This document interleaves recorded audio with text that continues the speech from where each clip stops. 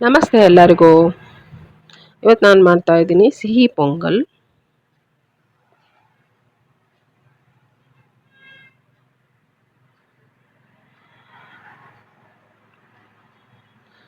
ಸಿಹಿ ಪೊಂಗಲ್ ಮಾಡೋದಕ್ಕೆ ಮೊದಲಿಗೆ ನೋಡಿ ಅಕ್ಕಿ ಬೇಳೆ ನೆನೆಸಿಡಬೇಕು. ಒಂದು ಅರ್ಧ ಬಟ್ಲು ಅಕ್ಕಿ, ಎಷ್ಟು ಅಕ್ಕಿ ತೊಗೋತೀರೋ ಅದು ಅರ್ಧದಷ್ಟು ಹೆಸರು ಬೇಳೆ ಎರಡನ್ನು ಒಂದೆರಡು ಸಲ ತೊಳೆದ್ಬಿಟ್ಟು ನೀರು ಹಾಕಿಡ್ತೀನಿ. ಹೊಸ ಅಕ್ಕಿ ತೊಗೊಂಡ್ರೆ ಒಳ್ಳೆಯದು, ಯಾಕಂದರೆ ಪೊಂಗಲ್ಲು ಮೆತ್ತಗಾದ್ರೇ ಚೆನ್ನಾಗಿರುತ್ತೆ. ಹಳೆ ಅಕ್ಕಿ ಆದರೆ ಒಂದು ಅರ್ಧ ಗಂಟೆ 1 ಗಂಟೆ ಮುಂಚೆ ನೆನೆಸಿಡಿ. ಹೊಸ ಅಕ್ಕಿ ಆದರೆ ಒಂದು 10 ನಿಮಿಷ ನೆನೆಸಿದ್ರು ಸಾಕು.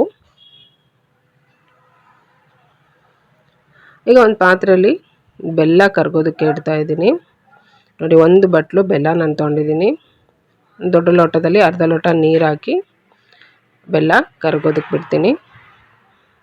ಪಾಕ ಆಗಬಾರ್ದು, ಬೆಲ್ಲ ಕರಗಬೇಕು ಅಷ್ಟೇ. ಈಗ ಕುಕ್ಕರಲ್ಲಿ ನೆನೆಸಿಟ್ಟಿರುವಂಥ ಅಕ್ಕಿ ಬೇಳೆನ ಬೇಯೋದಕ್ಕೆ ಇಡ್ತಾ ಇದ್ದೀನಿ. 2.5 ಬಟ್ಲು ನೀರು ಹಾಕ್ತಾಯಿದ್ದೀನಿ ನಾನು. ಅರ್ಧ ಬಟ್ಲು ಅಕ್ಕಿ, 1/4 ಬಟ್ಲು ಬೇಳೆಗೆ 2.5 ಬಟ್ಲು ನೀರು ಹಾಕ್ತಾಯಿದ್ದೀನಿ.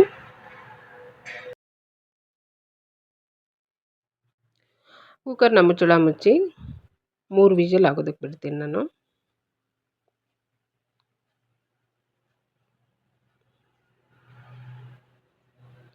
ಈಗ ನೋಡಿ ಆಗಿದೆ. ಹೊಸ ಅಕ್ಕಿ ತೊಗೊಂಡಿರೋದಕ್ಕೆ ಈ ರೀತಿ ಮೆತ್ತಗೆ ಚೆನ್ನಾಗಾಗಿದೆ. ಬೇಳೆ ಹಳೆ ಅಕ್ಕಿ ಆಗಿದ್ರೆ ಇನ್ನೂ 1 ಬಟ್ಲು ನೀರು ಜಾಸ್ತಿ ಹಾಕಿ 1 ವಿಜಲ್ ಜಾಸ್ತಿ ಮಾಡಬೇಕಾಗತ್ತೆ. ಈಗ ಒಂದು ಪಾತ್ರೆಯಲ್ಲಿ ತುಪ್ಪ ಹಾಕಿದ್ದೀನಿ.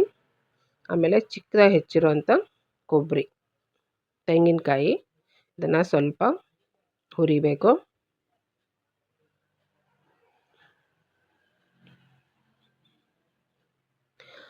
ಕೊಬ್ಬರಿ ಹುರಿದಾದ್ಮೇಲೆ ಗೋಡಂಬಿ ಹಾಕಿ ಅದನ್ನು ಕೆಂಪಗಾಗೋದಕ್ಕೆ ಬಿಡ್ತೀನಿ.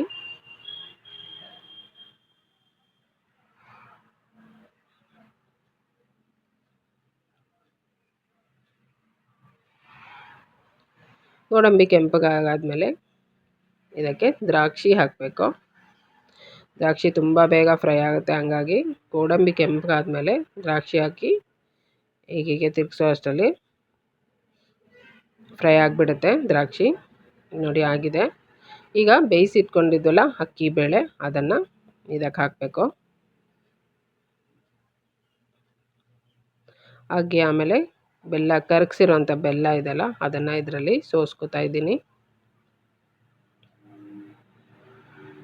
ಈಗ ಇದಿಷ್ಟನ್ನು ಸರಿಯಾಗಿ ಮಿಕ್ಸ್ ಮಾಡ್ಕೋಬೇಕು. ನೋಡಿ ಹದ ಕರೆಕ್ಟಾಗಿ ಬಂದಿದೆ. ಸರಿಯಾಗಿ ಮಿಕ್ಸ್ ಮಾಡಿ ಆದಮೇಲೆ ಇದಕ್ಕೆ ಏಲಕ್ಕಿ ಪುಡಿ ಮತ್ತು 1 ಸ್ಪೂನ್ ತುಪ್ಪ ಹಾಕಿ ಸರಿಯಾಗಿ ಮಿಕ್ಸ್ ಮಾಡಿ ಸ್ವಲ್ಪ ಕುದಿ ಬಂದರೆ ಸಾಕು. ಈಗ ಇದು ರೆಡಿ ಆಗುತ್ತೆ. ಸ್ವಲ್ಪ ಒಂದು ಕುದಿ ಬಂತು ಅಂದರೆ ಸಾಕು. ತುಂಬ ಲೋ ಫ್ಲೇಮಲ್ಲೇ ಇಟ್ಟು ಮಾಡಬೇಕು ಇದನ್ನು. ಬೆಲ್ಲ ಹಾಕಿ ಮಾಡೋದ್ರಿಂದ ಬೇಗ ತಳ ಹಿಡಿಯುತ್ತೆ. ಲೋ ಫ್ಲೇಮಲ್ಲಿ ಸ್ವಲ್ಪ ಕುದಿ ಬಂದರೆ ಸಾಕು. ಈಗ ಸಿಹಿ ಪೊಂಗಲ್ ರೆಡಿ ಇದೆ. ನನ್ನ ವಿಡಿಯೋ ಇಷ್ಟ ಆದರೆ ಲೈಕ್ ಮಾಡಿ, ಶೇರ್ ಮಾಡಿ, ಸಬ್ಸ್ಕ್ರೈಬ್ ಮಾಡಿ. Thank you.